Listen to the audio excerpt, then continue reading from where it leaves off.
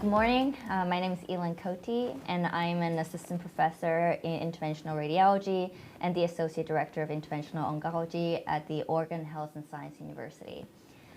Today, I have the honor to moderate and host the inaugural Spectrum Roundtable discussion on multidisciplinary management of metastatic colorectal carcinoma. Our panelists and speakers today are leaders in their field. Dr. Raj Narayanan is a professor of radiology at the FIU School of Medicine and USF School of Medicine. He is also the founder and course director of Spectrum. He's a leader in ablation therapies and a pioneer in irreversible electroporation in the pancreas. He is also the chief of interventional oncology at the Miami Cancer Institute. And next to him is Dr. Caio Rocha Lima. He is the M. Robert Cooper Professor in Medical Oncology in Wake Forest University in Winston-Salem. He's also the co-leader GI Oncology and co-leader Phase 1 programs in the Division of Hematology and Oncology there. He specializes and publishes in numerous studies that investigated the use of novel agents to treat solid tumors, including pancreatic, lung, and colorectal cancer. To my left is Dr. Flavio Rocha. He is the professor of surgery, the heading chair and division chief of surgical oncology at OHSU. He also serves as the physician-in-chief at the Knight Cancer Institute. He trained at Brigham and Women's and subsequently in Memorial Sloan Kettering Cancer Center in hepatopancreaticobiliary surgery. His clinical practice encompasses the entire spectrum of benign and malignant disease of the liver, pancreas, and bile ducts. And lastly, I have Dr. Ripal Gandhi. He's the attending physician at the Miami Cancer Institute and the Miami Cardiac Vascular Institute, as well as the professor of interventional radiology at the FIU School of Medicine and USF School of Medicine. He's a course director for the Symposium on Clinical Interventional Oncology, and he's also a leader in liver-directed therapies, including Y90 radioembolization, and an investigator on clinical trials for primary and metastatic liver cancer and pancreatic cancer. So now that we have had the introductions, before we start the discussion, I want to share a little bit about why it is important that we're gathering here. So colorectal cancer is the third most common cancer worldwide. It's the fourth most common in the United States after breast, prostate, and lung cancer. Every year, over 1.1 million people are diagnosed. We now know that this can really impact anyone, and certain behaviors does increase the risk of colorectal cancer. And this includes alcohol use, tobacco use, obesity, and certain dietary patterns with unrefined and processed foods. And deaths related to colorectal cancer has steadily decreased over the years due to improvement in therapies, but it remains the second most deadly cancer in the United States, impacting over 50,000 people in the US. Today, we will go over and cover current treatment options from each specialties, review the data and clinical trials, and also discuss cutting-edge therapies on the horizon. All right, so to start us off, Dr. Rocha, would you mind just going through some of the basics, such as like when a patient is first diagnosed with colorectal cancer, what are some initial workups that people undergo? Sure, thank you, Dr. Koethe. So usually patients, we like to diagnose patients typically during screening. And you may know that the screening recommendations have actually changed from age 50 to now age 45 if you have no family history. But typically patients present because they have some kind of symptoms. So either they're having blood in their stools or they're having difficulty evacuating. And so that typically the preferred test initially is to get a colonoscopy. Some patients may have a FIT test, which is a blood-based stool test. But colonoscopy is really the gold standard, where you actually have the scope inserted and the whole colon is then examined for polyps and or cancers. So once a patient is diagnosed with a cancer, our job is to figure out what is the extent of the cancer, what are the features that are going to then tell us which is the proper therapy modality. And so besides the colonoscopy, typically then the best imaging is going to be some kind of cross-sectional study. So typically that's done by CAT scan, and that should include both the chest, the abdomen, and the pelvis for us to look at the sites that are most common for colon cancer to spread, which include the liver, the peritoneum, which is the abdominal cavity, as well as the lungs.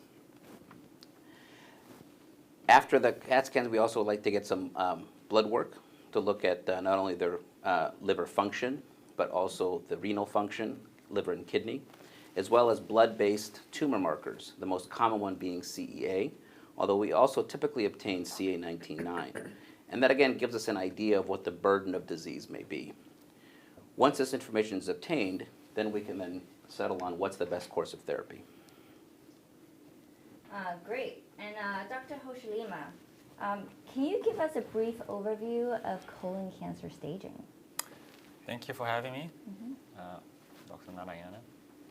So as Dr. Rocha already mentioned, colon cancer can present at different forms with different symptoms. And some of that, the different symptoms of presentation, may also be related to the stage of colon cancer. The reason that we use a stage is that we can stratify patients with different prognosis and outcomes, and also have different approaches on managing them.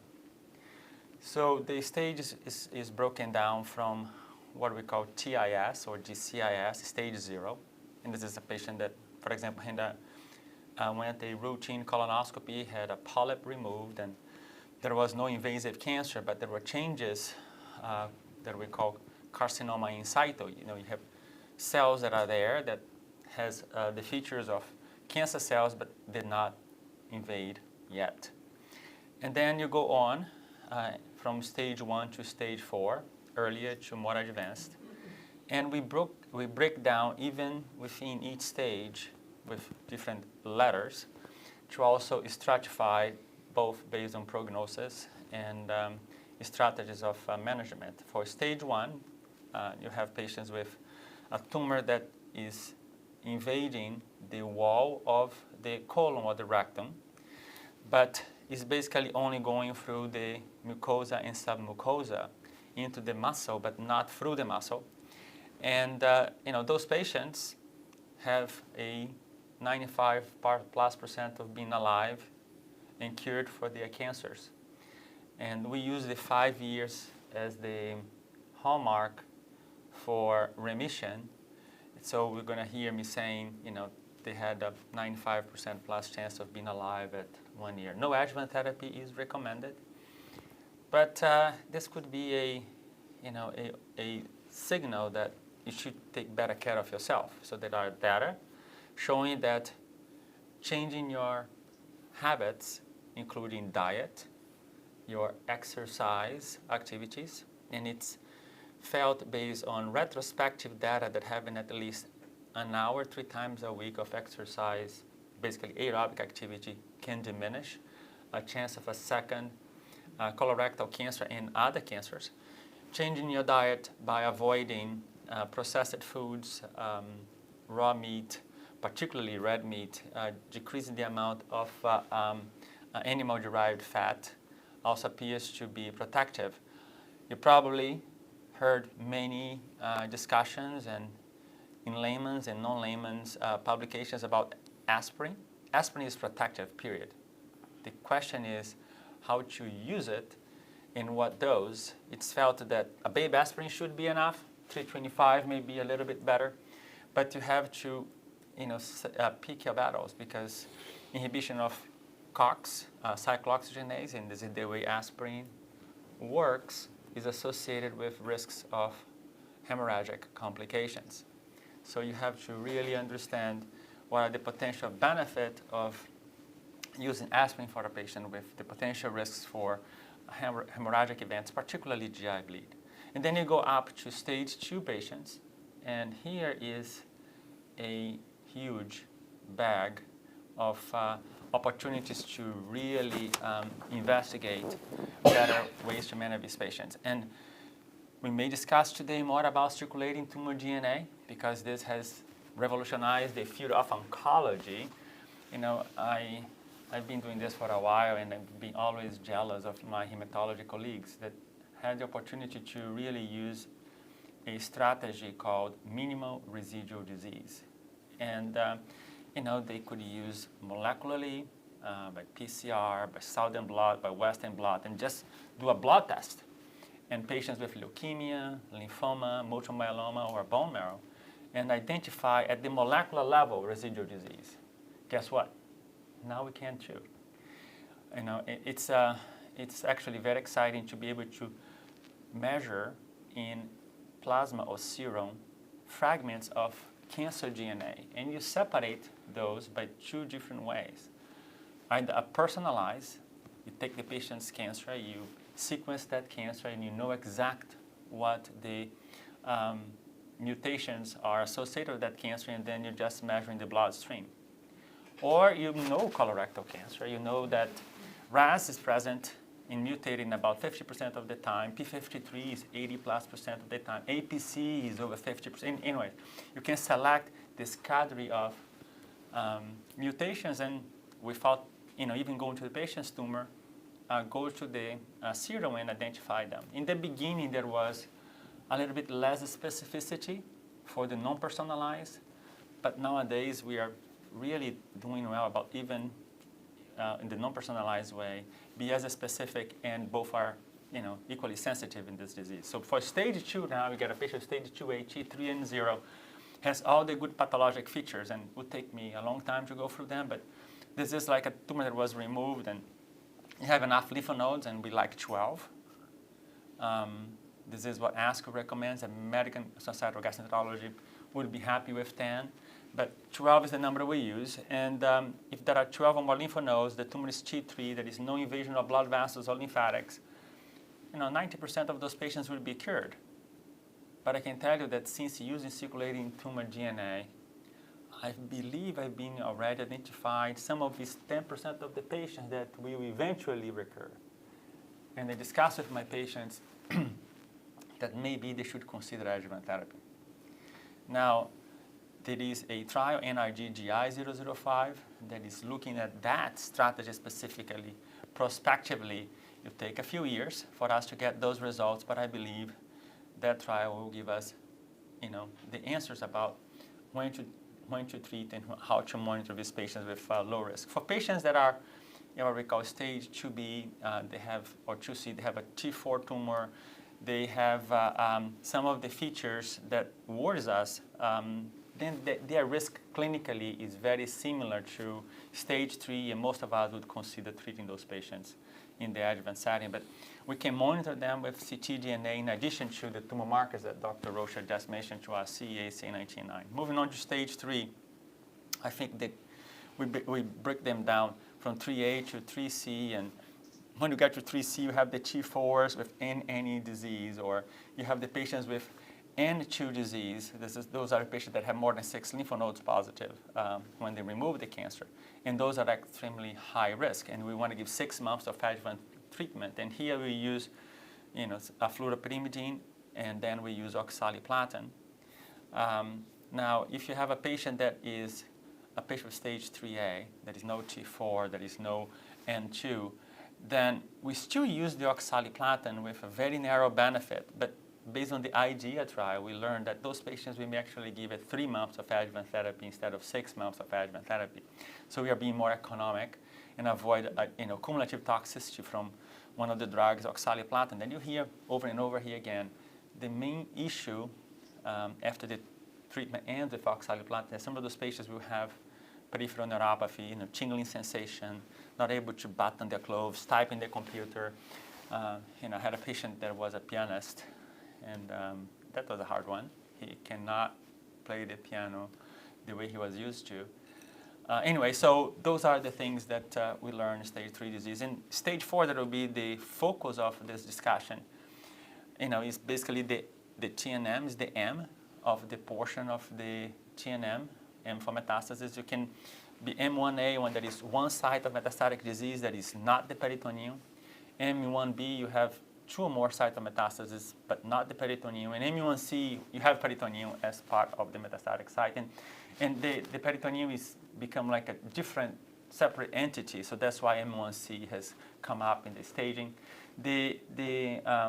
We're going to be talking a lot about M1A, just one site of metastatic disease here, specifically to the liver. Maybe some case of M1B that you have, two or more sites of metastasis, including the liver. Thank you for the wonderful introduction and a very thorough introduction of the staging in colorectal cancer. And like he said, we're going to be focusing on stage 4 metastatic colorectal cancer. Dr. Rocha, do you mind giving us a broad overview how you will categorize stage 4 cancer patients, specifically in regards to resectability? Yeah, that's a great question. So, as a liver surgeon, what I'm always looking for is, can I remove all the disease? And typically, the patients that are the candidates for hepatectomy are those that have disease that's located primarily in the liver. The reason that occurs is that the blood supply from the colon has to pass through the liver before it goes anywhere else. So the liver sometimes acts as a sponge or a filter. Sometimes, though, the disease can spread to other locations, like Dr. Rocha Lima mentioned, in the lungs or the abdominal cavity.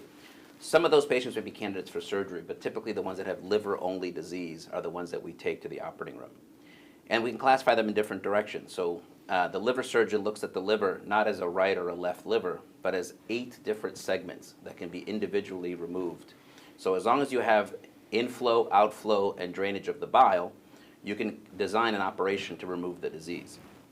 So certainly when I look at a CAT scan or an MRI, I think about how can I remove all the disease. And those patients we classify as resectable. We then have those patients that have maybe a bulky tumor that's very close to some of the big blood vessels. They maybe don't have enough liver that we can leave behind. But perhaps if the tumor were to shrink with chemotherapy or other treatments, we can get them to the operating room. So those are what we call potentially resectable or borderline resectable, are those that may respond to conversion therapy. And then unfortunately there are some folks that, even though they have disease confined to the liver, have either too many lesions or lesions in a distribution where I can't safely remove them without leaving enough liver behind. And those are the ones we classify as unresectable. Do you mind going over how you will perform a liver resection? Sure. So obviously there's different ways to access the abdomen. My preference is always to do an open approach, but I do have colleagues that do minimally invasive approaches, either laparoscopic or robotic. But those are just tools, right? The goal of the operation is to safely remove all the cancer and leave the patient with enough liver that's behind.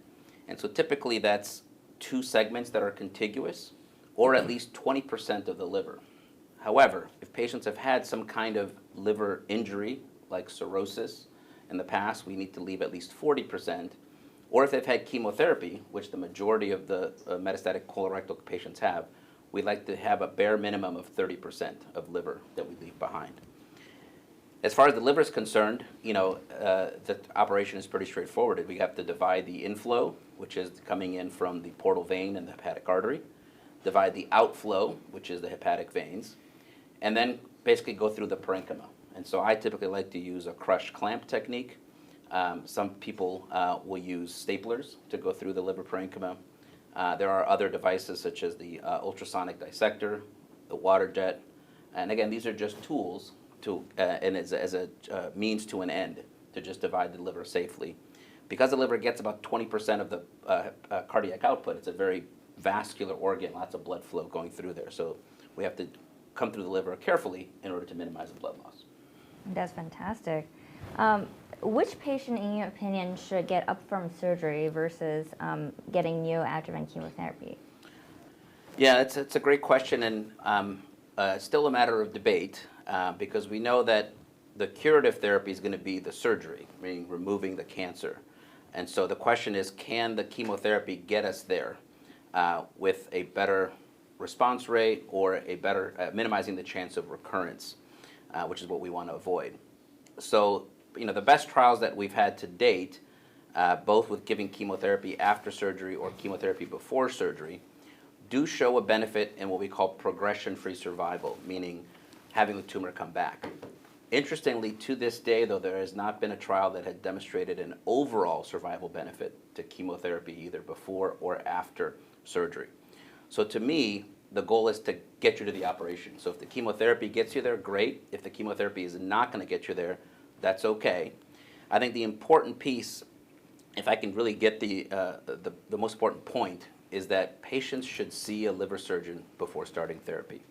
And the reason for that is, while chemotherapy can be helpful, it can also damage the liver. And so if you get too much chemotherapy, then you may actually burn a bridge to get to surgery. And so this is where working with my colleagues in medical oncology, it's very important to set out the chemotherapy plan ahead of time and not think about surgery in the back end. Great. Dr. Rocha Lima, can you tell us a little bit about neoadjuvant chemotherapy? Like, what is the point in the most basic terms possible? And how many of people would actually respond to the treatment? So just as a segue to Dr. Rocha's comments, the main benefit, in my opinion, since we do not have straightforward improvement in survival, and we're talking about chemotherapy in liver metastasis, when we go for level 1 evidence, the EPOCH and the new EPOCH trials did not show that perioperative chemotherapy improved survival, although there was an improvement in disease-free survival. But as medical oncologists, we have options. We have several different agents, fluoropyrimidines, irinotecan, oxaliplatin. We have anti-EGFR inhibitors. We have anti-metabolites. We have anti-angiogenic agents. And now we can actually target. There is excellent and interesting data in a subset of patients with microsatellite instability and immunotherapy. But to make a long story short, when we give systemic chemotherapy in a patient that has metastatic disease, we can have a follow-up repeat tumor marker and a follow-up repeat scan that give us a sense of how effective that treatment is for the lesions we are seeing in the liver. But as Dr. Rocha already mentioned, that filter may be the first step, but may not be the only step where the cancer cells seed. So in addition to the liver, that might be micrometastatic disease elsewhere, and by knowing I'm having efficacy in that site of metastatic disease, I can kind of conclude that the other sites that I do not see that are micrometastatic are having also anti-effects, effects from the chemotherapy in the sense that there are cell kills. So that's, in my opinion, the main reason to consider systemic chemotherapy first. Now, response rates of systemic chemotherapy is very high. So if you use the main regimens, FOLFOX, and occasionally FOLFIRI, we're talking about a 50% plus chance of responses. By adding another cytotoxic drug to the combination, we can have response rates over 60 to up to 70% with FOLFOXIRI.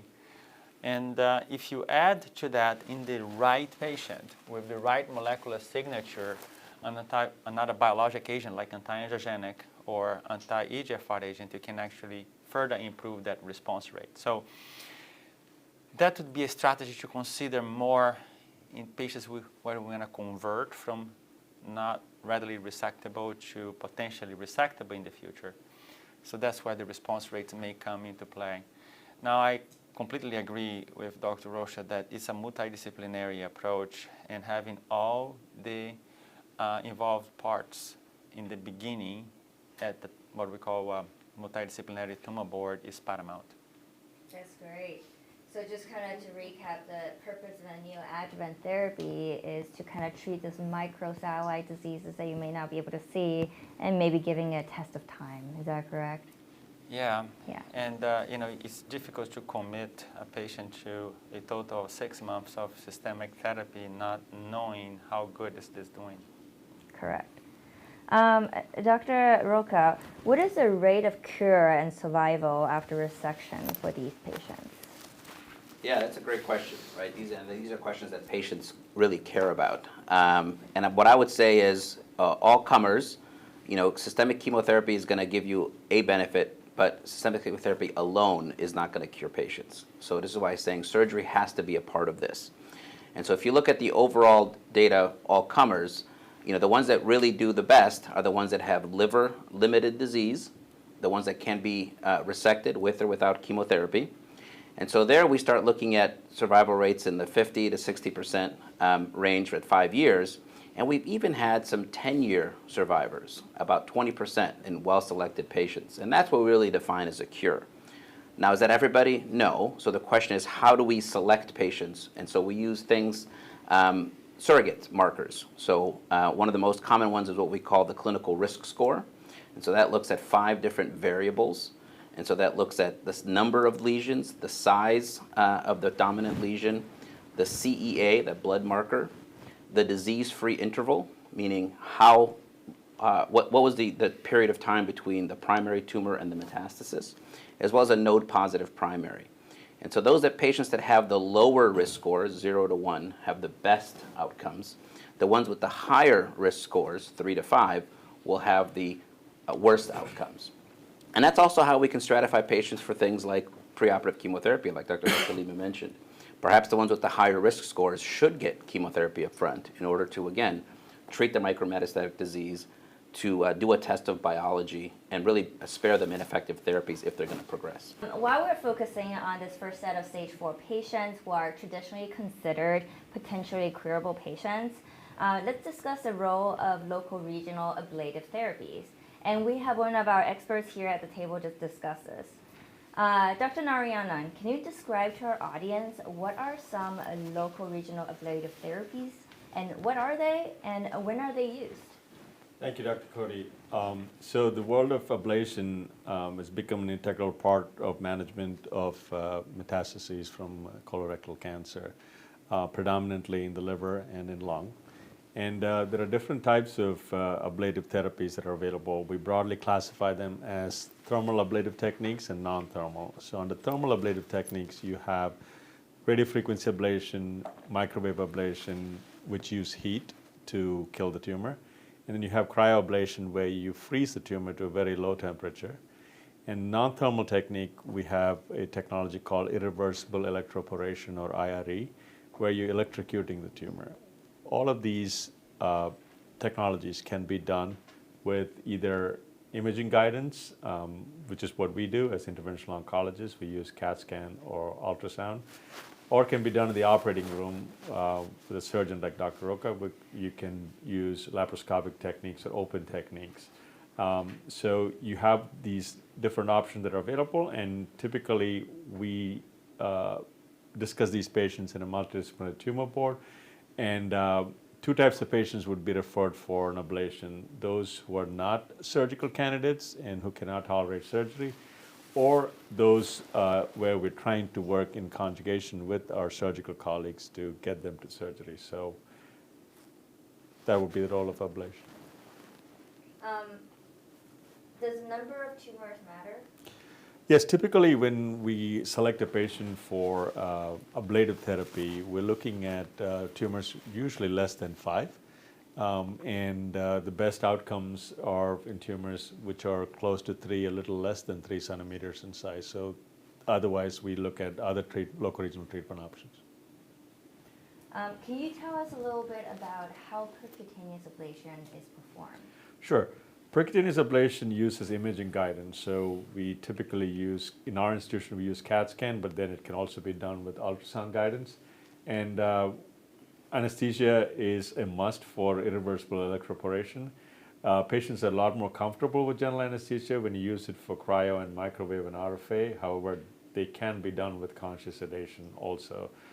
Usually these patients are worked up in our clinic, and we see these patients, describe the procedure to them, the pros and cons, the risks and benefits. And then they also have a consultation with anesthesia to make sure that they qualify for general anesthesia. And on the day of the procedure, they are prepped in our pre-procedure area and then brought to the CAT scan suite, where they are prepped and draped like a surgical procedure. Just the entry site would be exposed.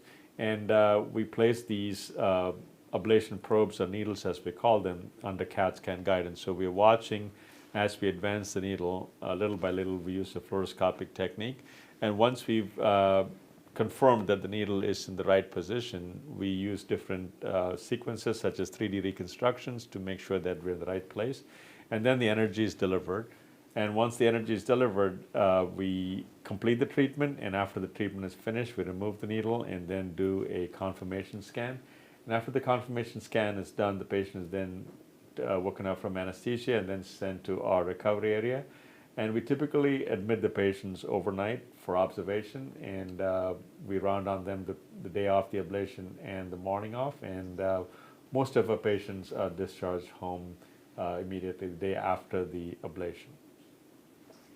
Yeah, so it is considered a minimally invasive procedure with a minimal recovery time. Absolutely.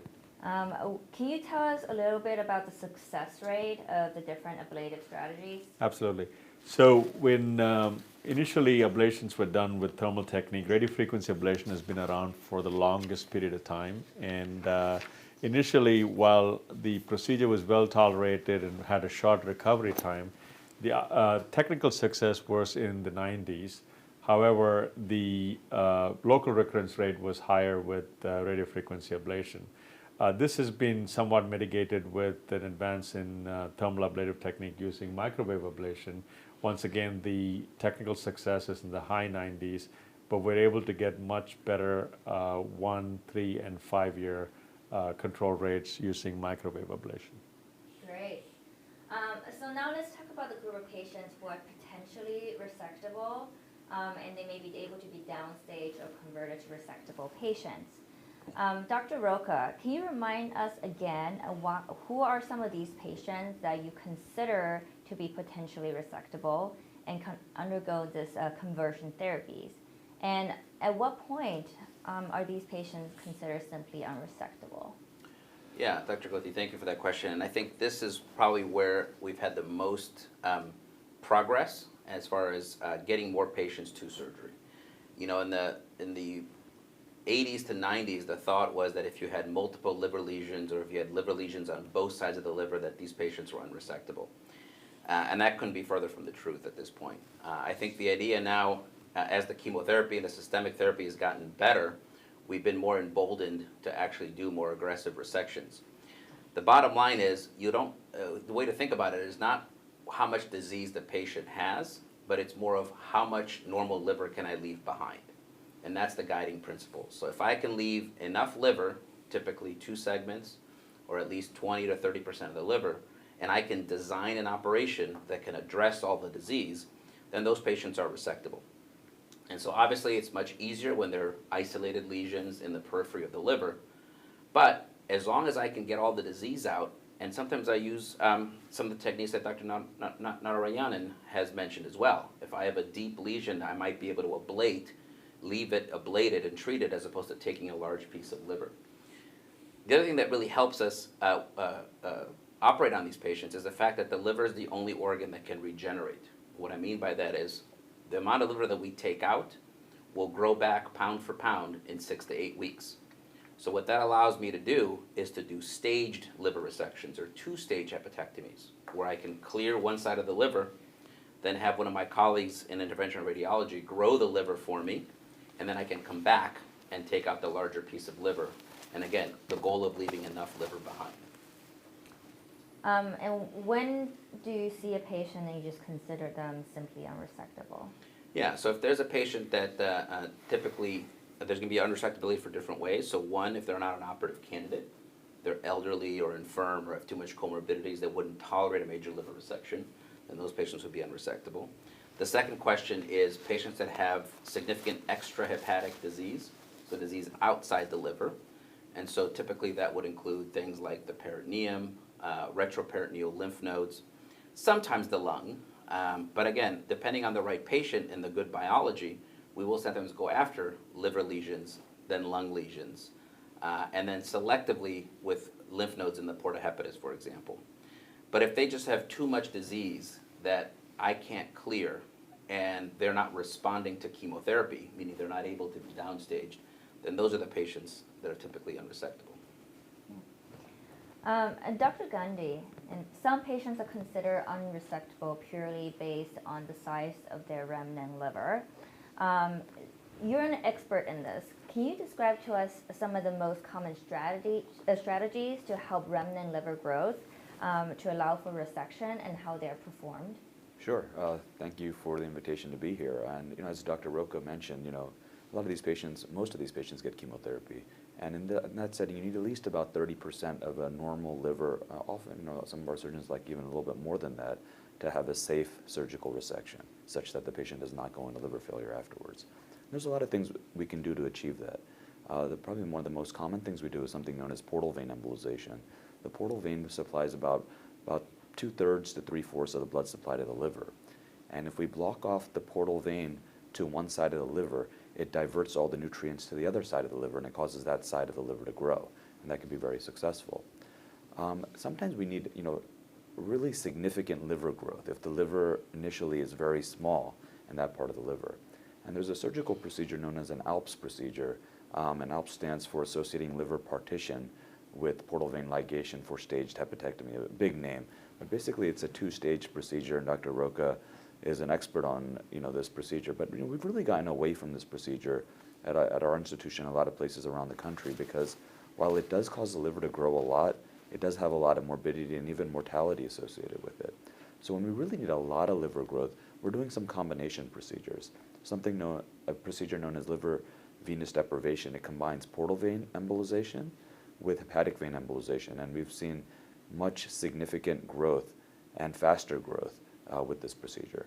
And then the other thing that we are also doing is something known as Y90 radioembolization, which is the administration of millions of small radioactive particles, which also not only can cause the other side of the liver to grow, but also controls the tumor.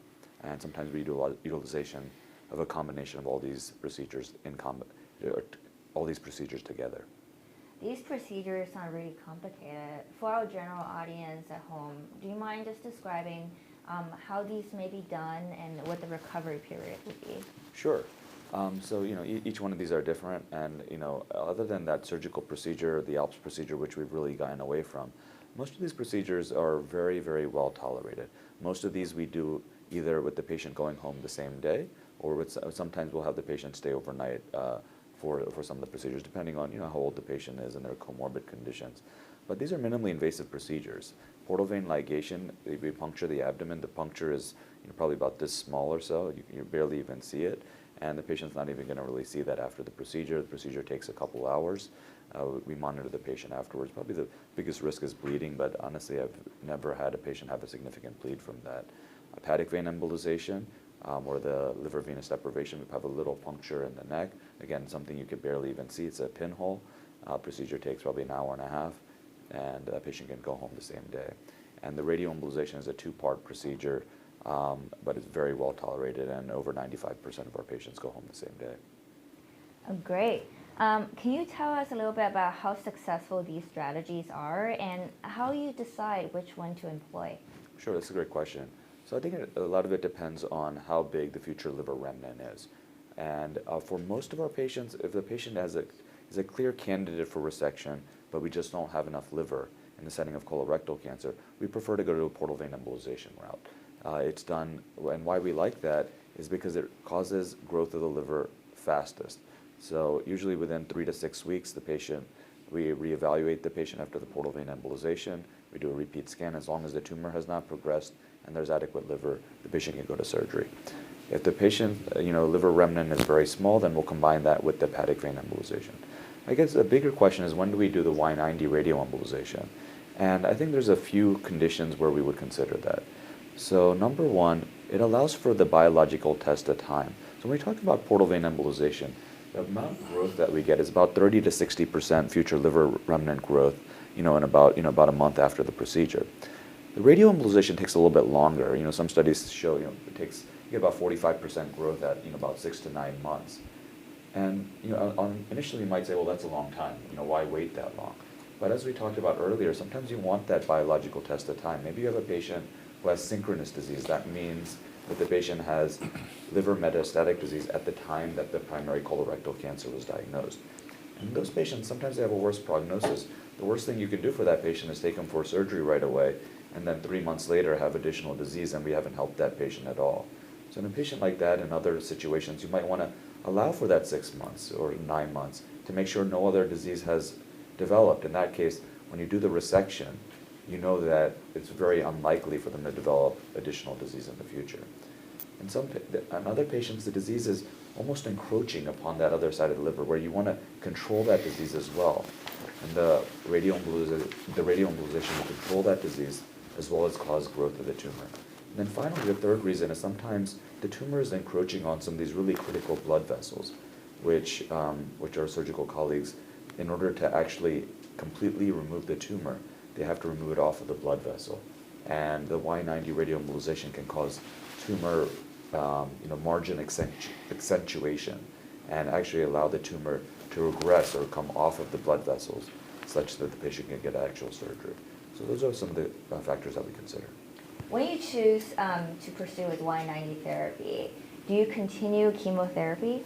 Yeah, it's a great question. So, initially when we started doing this, in our institution we've been doing this, for over a decade, we were concerned, is there going to be some increased toxicity and so forth? And I think it does depend on what line that you're treating the patient. But what we're talking about here is really for trying to get these patients, converted to surgery. And we will continue systemic chemotherapy. In some patients, they could have a little neutropenia, but in most patients, it's very, very well tolerated, and we do not stop their chemotherapy. Great. Other than systemic therapies, there are also a number of intra-arterial therapies now available, including transarterial chemoembolization with Debiri, transarterial radioembolization, also known as Y90 TARE, and selective internal beam radiation, and hepatic arterial infusion chemotherapy. And all three strategies are considered as treatment options for non-curative intent, but all of them have the potential for downstaging to resection.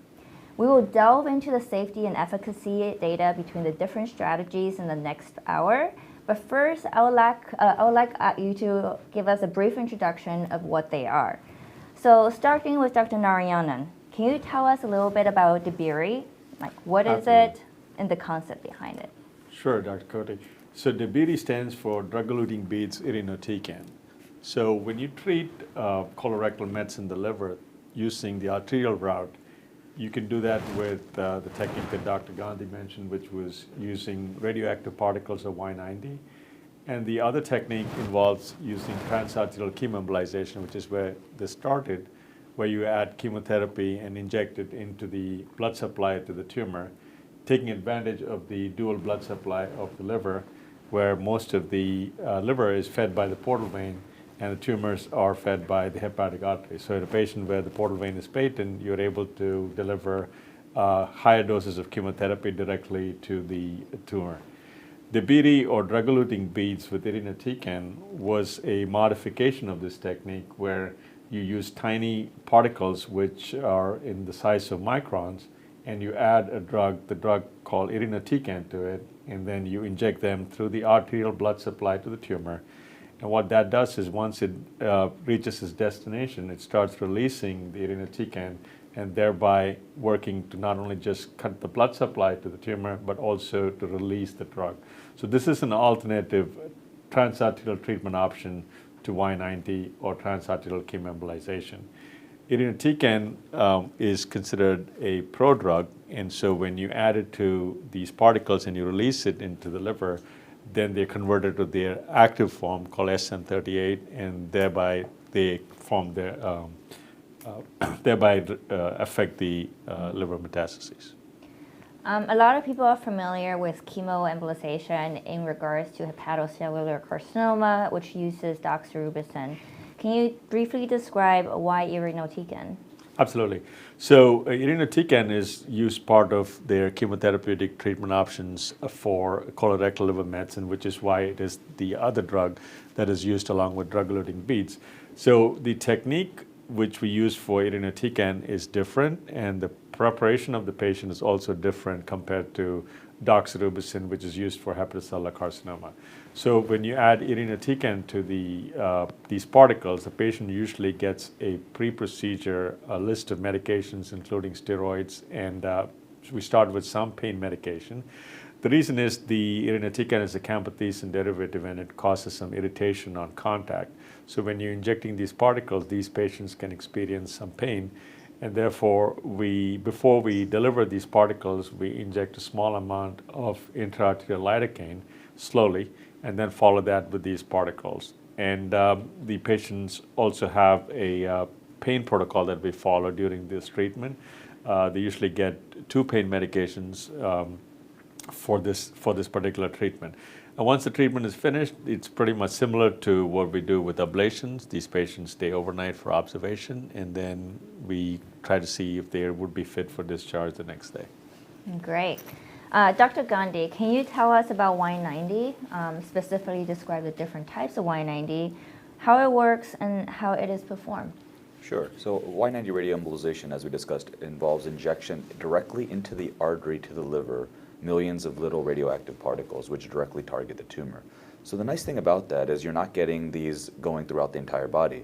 So chemotherapy, flows through the entire body, and we need that to control, the small, tumors which might be in the blood. But that also results in some of the side effects of chemotherapy. The nice thing about the radioembolization is you're directly targeting the liver tumors, so you don't have a lot of the same toxicity. And in fact, one of the best things about it is these procedures are done on an outpatient basis. These patients, come in the morning, they have their treatment, and they go home the same day.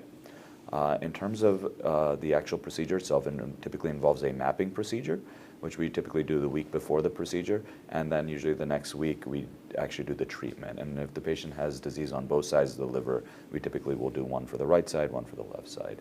But again, very well tolerated. There are 2 different types of Y90 particles. One is a resin Y90 and one is a glass Y90, and they both have data for colorectal cancer, and they both can be utilized.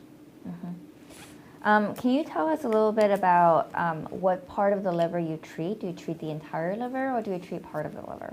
It all depends on the patient's disease. Mm-hmm. So, when we're looking at these patients, we're really looking at them in terms of what is our intent of treatment.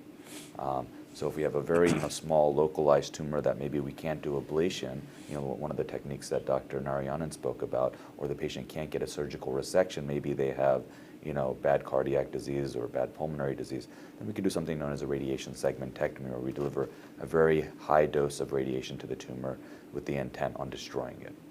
On the other hand, if you have a patient who has hundreds of tumors, or a lot of tumors involving both sides of the liver, then we're going to treat both sides of the liver. And then finally, as we talked about before, when we're trying to convert the patient to surgical therapy, where maybe the patient is right at the borderline, then we're treating just that part of the liver which has the tumor, but we want to spare the normal part of the liver, which is ultimately going to become their future liver and is ultimately going to grow. Great. Dr. Rocha, can you tell us about hepatic arterial infusion chemotherapy, and a little bit about what we call the pump? No, I'd be delighted. Thank you. So hepatic artery infusion pump therapy is not new. In fact, it's been around since the 80s and 90s. But because it's very specialized, it hasn't had the wide adoption as perhaps other techniques. So the way it works is the pump looks like a hockey puck. It's about the size of a hockey puck. It gets implanted into the abdominal wall, and the catheter is directed into the hepatic artery. So much like the other arterial-directed therapies, we take advantage of the fact that the tumor derives its blood supply mainly from the hepatic artery as opposed to the portal vein. So that allows us to deliver the chemotherapy straight to the liver. The advantage there is that the drug that's used in the pump is called FUDR, which is actually a very cheap drug. It's a prodrug of 5-FU that gets converted into active drug in the liver and concentrated up to 400 times the dose. And so you're really getting that benefit. And then, of course, it all gets metabolized in the liver, so there's very little extrahepatic drug that leaches out. And so you can think of it as really directing the therapy there. Now, because it is a device, it has to be placed with an operation. And so typically that involves a laparotomy. And so we have to sometimes do it with liver resection or with colon resection. We have to identify the proper anatomy, and so it's important for patients that know that they need to have a good CT angiogram to make sure they're candidates for it, because we have to be able to perfuse or deliver the drug to both sides of the liver, as well as not have any perfusion outside the liver. So in the operating room, once the pump is placed, we inject dye into the pump to make sure that there's no dye on both sides of the liver and none outside. If there is, then we have to find the branches and tie those off.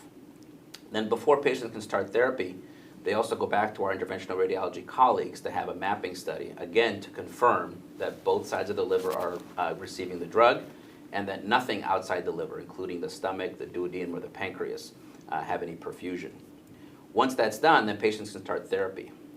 Now, the difference between a pump, let's say, and a port, which patients may be very familiar with, is that unlike the port, the pump cannot go dry. And so it does have to be filled with either drug or saline every 2 weeks. And this is the challenge of the pump, is that when patients have these placed, they do have to make sure to come back to their center and to make sure the pump maintenance is done.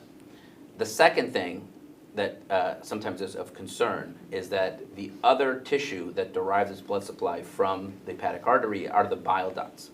And so some of the challenges with pump therapy initially is that we were getting biliary toxicity, so patients would have strictures that would require stents. And so that, in order to prevent the toxicity of the bile ducts, it just takes a coordination between the surgeon and the medical oncologist to make sure that the appropriate dose reductions and that the liver function is examined very carefully so that we make sure to deliver enough drug to get a response but not injure the bile ducts. Thank you very much. So just kind of to briefly emphasize, all three of these strategies are ways to directly deliver the therapies to the liver while minimizing toxicity to the rest of the body. So now moving on to our last group of patients who are unfortunately deemed unresectable from the surgical perspective. And this often requires a detailed multidisciplinary discussion to decide the best treatment for each individual patient, often depending on multiple factors, including clinical presentations, biology, and patient characteristics. Dr. Gandhi, can you briefly describe to us what is a multidisciplinary tumor board and why is it important?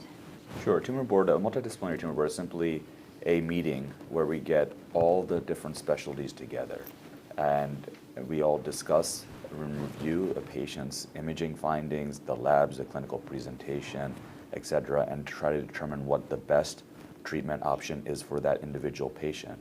And we try to reach a consensus, and I think that's absolutely critical because in today's day and age where everything is rapidly changing, every couple months there's something new, and in order to figure out what the best option for that patient is and try to tailor the treatment to that patient, the best way to do that is in a tumor board setting. Great. What are some guidelines that you follow or your colleagues follow? We tend to use the NCCN guidelines in general at our tumor board, although we don't follow it strictly. What we try to do is sometimes the guidelines tend to be a little bit outdated if there's new data. So we try to personalize and tailor the treatment to each individual patient depending on their specific characteristics. But we do look at the NCCN guidelines for sure. Mm-hmm. And what about you guys? Yeah, I would agree with Dr. Gandhi. NCCN gives you the whole kind of perspective across different stages. But in surgery, we also have our own societies that present guidelines. So we typically like to use the HPBA or the SSO or even the ASCO guidelines as well. So again, it's, as we mentioned, it's really individualizing the therapy based on the best data that we have. I agree. I'm with the same institution as Dr. Gandhi. We do use the NCCN guidelines as a framework and recommendations, but a lot of times you would also have to tailor the treatment to that particular patient's situation. So sometimes that happens. Agree. It's just generally a framework, and there is a lot of experience involved that will make the guidelines personalized rather than a statement. Does anyone consider the ESMO, the European Society guidelines? In the United States, I think we predominantly follow NCCN. Great. Now, Dr. Rocha Lima, there has been tremendous progress over the last decade when it comes to genetic profiling and the histologic determination of colorectal cancer. Can you give us a brief overview of the different type of agents that has come about to treat these markers and biologies and how they pertain to the patients? So, in a snapshot, cytotoxic therapy is a group, and then we have what we call biologic agents that are more targeting and help us to personalize treatment better. So if you go back to the 60s, 1960s, 5-FU was basically the hallmark of treatment of many, if not all, GI cancers, particularly colorectal cancer. Having said that, 5-FU is still the core of most of what we do in systemic therapy in colon cancer to this day. But other cytotoxic agents have been developed and are established. We mentioned irinotecan, that is a prodrug. It's used in the BIRI approach, but systemically is used in combination with 5-FU, but also because it has activity on its own, used in combination with biologic agents, anti-EGFR, anti-angiogenic agents, or in combination with oxaliplatin, the other active cytotoxic agent in a regimen called IROX. Oxaliplatin is not an agent that is an agent defined in colorectal cancer, but it's not an agent to be used by itself. It has to be combined with another medication, mostly 5-FU with FOLFOX, but also may be used with irinotecan in the regimen called IROX, or capecitabine in the regimen called CAPOX. For the cytotoxic drugs, we do not have a good predictor for efficacy, but we have predictors for toxicity. As Dr. Narayanan already mentioned, irinotecan is a prodrug and has to be metabolized to SN38. And that's a carboxyextradase activity that happens in different organs, including the liver, to some extent the lungs, the gut. But to be inactivated, SN38 has to be glucuronidized. So it becomes SN38G. And that happens predominantly in the biliary system. So patients that have deficiency in glucuronidation, most frequently we call that Gilbert syndrome, they do not have an efficient way to transform SN38 and SN38G. This happens in about 5 to 10% of African Americans, a little bit higher in Hispanics and Caucasians. But to make a long story short, we can measure the genes associated with this enzymatic activity, so UGTA1A, and by doing that, we could anticipate that toxicity may be dose reduced to dose of irinotecan accordingly. The same with 5-FU, there is an enzyme that we can measure in the serum called DPG, dihydropyrimidine dehydrogenase, the enzyme that metabolizes 5-FU. So it's suggested by NCCN that we should do that in all patients that's going to be receiving fluoropyrimidine. So we have predictors for toxicity, so we can minimize that in our patients. Fast forward to the biologics, we started with anti-angiogenic agents. Bevacizumab is mostly used. There are others, Ziva, aflibercept, ramucirumab. And this is basically blocking the blood supply to the tumor bed and also improved the delivery of the chemotherapy drugs to the tumor bed.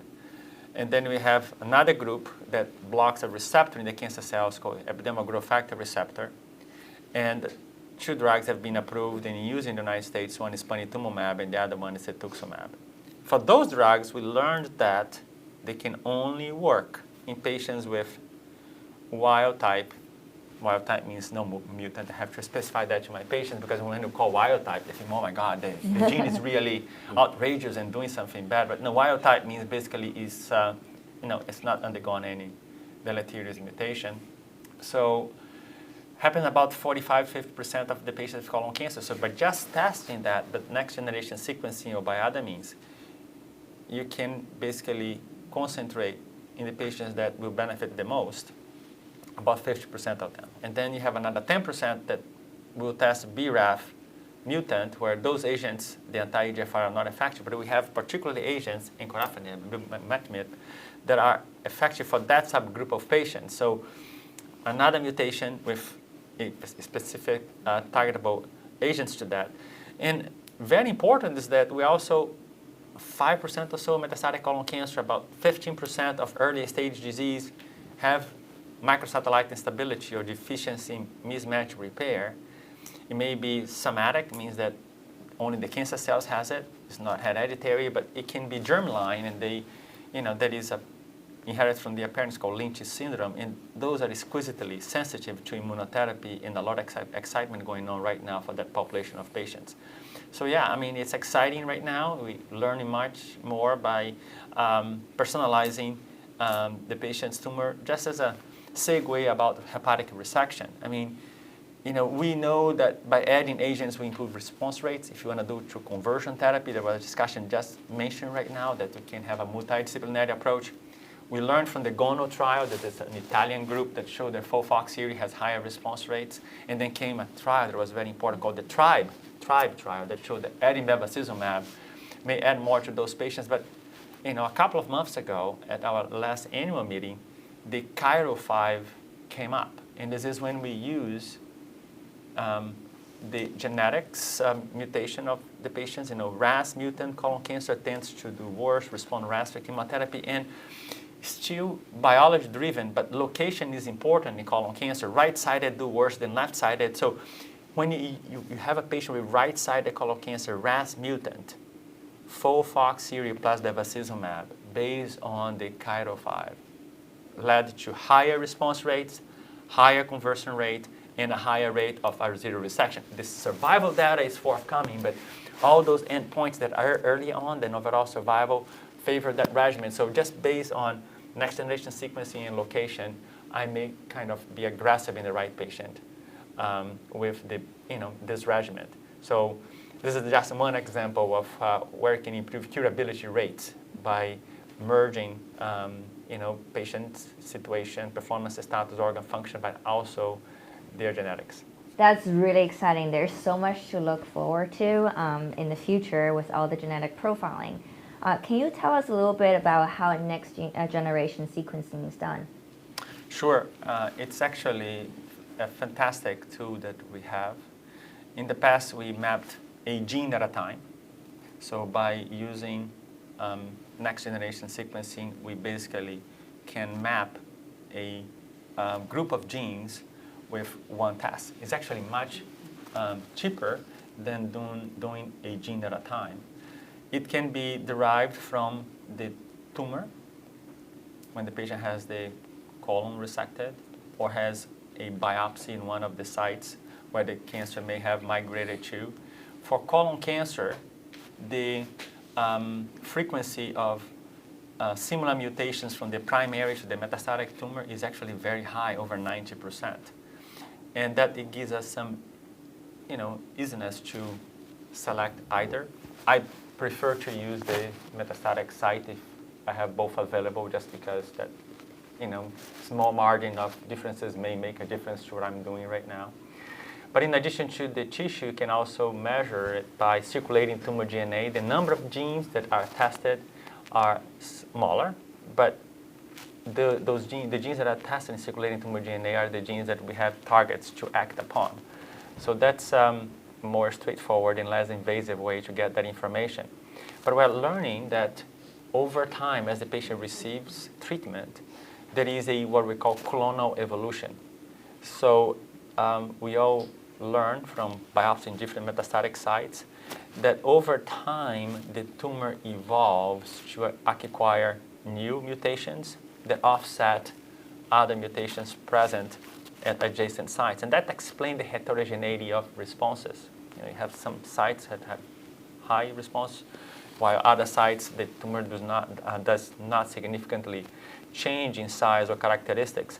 So to make a long story short, by using the circulating tumor DNA, basically measuring in the plasma or serum fragments of DNA that is coming from different sites of metastasis, we may actually change the treatment downstream based upon either resurgence of mutations that were present before. For patients receiving anti-EGFR, as I mentioned, only works in RAS wild type. And then you start to have a clone that is mutant, and then you give another treatment regimen that is effective to that mutant RAS. And then later on, you start to see the resurgence of RAS wild type, and you re-challenge the patient with the same treatment he receives in the beginning. And guess what? They respond again. So it's a very dynamic way to manage those patients. More to come in that regard. Oh, that's fantastic. So over the next hour, we will delve into more details regarding the data behind the many different therapies we already talked about, and as well as talk about second and third line treatments, many of which are still highly controversial. But to finish this hour, I would like to ask on behalf of the audience, if you or your loved one is just diagnosed with colon cancer, where should they pursue care, and what are some important questions to ask your doctors? I'll take that one, Dr. Koethe. So I think as you get an appreciation from this discussion is that the field of colorectal cancer is rapidly evolving, and there's lots of different options for treatment, but the question is always selecting patients for the right therapy. So I think probably the most important thing you can do is really try to find a center that has all the capabilities, so that has a multidisciplinary tumor board, that has all these specialists at the table, so that the treatment can be tailored to your tumor. I think there's nothing more disappointing for me as a surgeon, as we talked about earlier, to see a patient who perhaps was treated locally and just had one line of therapy and perhaps would have been a candidate for other therapies. So if bridges were burned and now we can't offer perhaps what we think is better therapy. I think with the molecular generation now that we're profiling tumors, that's going to be another game changer because it's going to open up many different avenues that perhaps were not in the past. And so again, to me, it's always important, one, to get a second opinion. I think second opinions are important. I encourage my patients to get second opinions. I even offer them the opportunity to do so. But really having that multidisciplinary expertise at a center of excellence that follows the data, follows the guidelines, but also has the expertise because the guidelines aren't going to fit for everybody. And so again, there is that element of tailoring therapy based on the center's experience. And the more patients they see, the more experience they get. Just to add one comment to what Dr. Rocha said, most patients when they diagnosed, they would do their research or look up the first doctor that they're going to see. And sometimes it might stop there. So it's prudent that they also look into the experience of all the other specialists in that particular center. And if that whole gamut of treatment options are available at a center and the expertise is available in that center, I think that would be important. Great. Thank you very much. This concludes the first session.